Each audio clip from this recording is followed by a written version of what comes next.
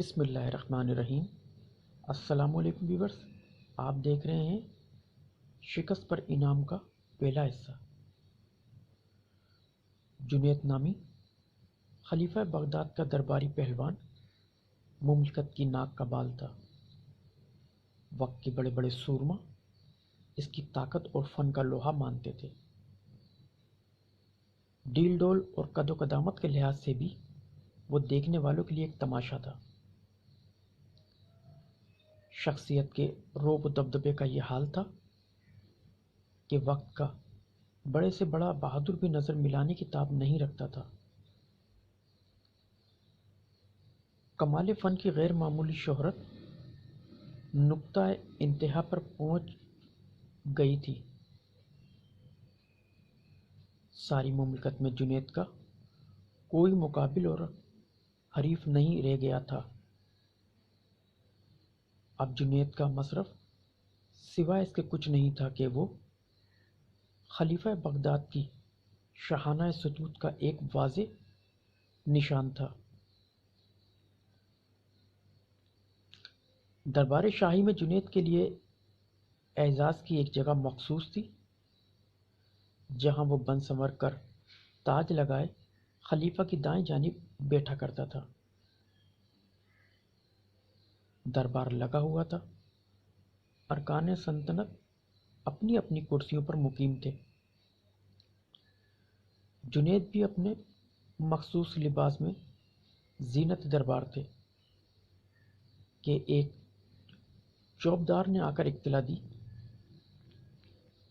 صحن کے دروازے پر ایک لاغرس اور نیم و جان شخص کھڑا ہے۔ صورت اور شکل اور لباس کی افسردگی سے وہ ایک فقیر معلوم ہوتا ہے۔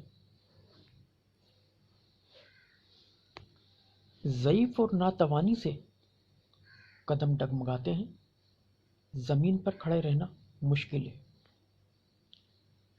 لیکن اس کی آواز کے تیور اور پیشانی کی شکن سے فاتحانہ کردار کی شان ٹمکتی ہے۔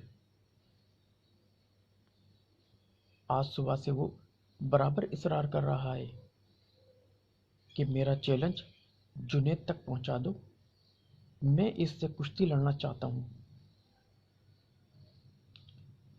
قلعے کے پاسبان ہر چند اسے سمجھاتے ہیں کہ وہ چھوٹا منہ بڑی بات مت کرو، جس کی ایک پھونک سے تم اڑ سکتے ہو۔ اس سے کشتی لڑنے کا خواب پاگل پن ہے، لیکن وہ بازید ہے کہ اس کا پیغام دربار شاہی تک پہنچا دیا جائے۔ چوبدار کی زبانی یہ عجیب و غریب خبر سن کے اہل دربار کو اس آنے والے اجنبی شخص سے دلچسپی پیدا ہو گئی۔ خلیفہ نے حکم دیا اسے حاضر کیا جائے۔ تھوڑی دیر کے بعد چوبدار اسے اپنے ہمراہ لیے ہوئے حاضر ہوا۔ اس کے قدم ڈگمگا رہے تھے، چہرے پر ہوائیں اڑ رہی تھی۔ بڑی مشکل سے وہ دربار میں آ کر کھڑا ہوا۔ تم کیا کہنا چاہتے ہو؟ وزیر نے دریافت کیا۔ جنید سے کشتی لڑنا چاہتا ہوں، اجنبی نے جواب دیا۔ کیا تمہیں معلوم نہیں ہے کہ جنید کا نام سن کر بڑے بڑے زور آور کے ماتھے پر پسینہ آ جاتا ہے؟ ساری ریاست میں اب ان کا کوئی مد مقابل نہیں رہ گیا ہے۔ ایسی مزے خیز بات کے لیے اصرار مت کرو جو دماغی جنون میں پریشان کرنے کے علاوہ تمہارے لیے باعث ہلاکت بھی ہو سکتی ہے۔ وزیر نے تاکید کے انداز میں کہا، جنید کی شہرت ہی مجھے یہاں تک کھینچ کر لائی ہے۔ اسی وہم یقین کی میں تردید کرنا چاہتا ہوں کہ ساری ریاست میں جنید کا کوئی مد مقابل نہیں رہ گیا ہے۔ قد و قدامت کا شکوہ اور بازوؤں کا کس بل ہی فتح اور شکست کا معیار نہیں ہے۔ فن کی ذہانت بھی اپنا ایک مقام رکھتی ہے۔ اطمینان رکھیں، میرا دماغی توازن اپنی جگہ پر بالکل درست ہے۔ نفع نقصان سمجھنے کے لیے مجھے نصیحت کی ضرورت نہیں ہے۔ انجام کا سارا نقشہ میری نگاہ کے سامنے ہے۔ بغیر کسی بحث میں وقت ضائع کرنے کی بجائے مجھے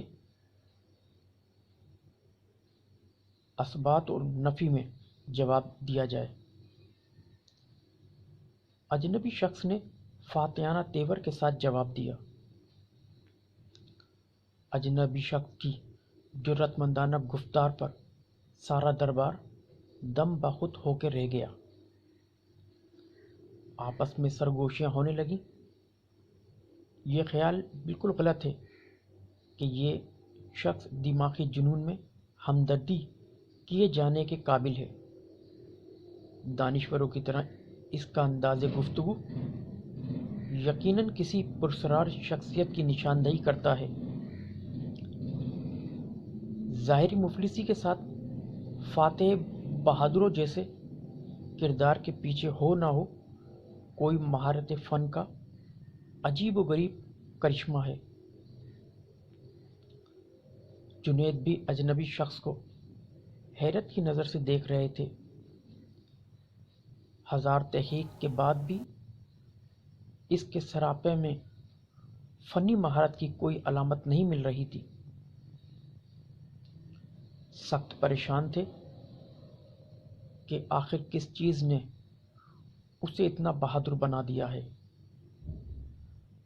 مسئلہ بہت پیچیدہ بن گیا تھا، اس لیے خلیفۃ المسلمین کے اشارے پر وزیر نے اہل دربار کی رائے دریافت کی۔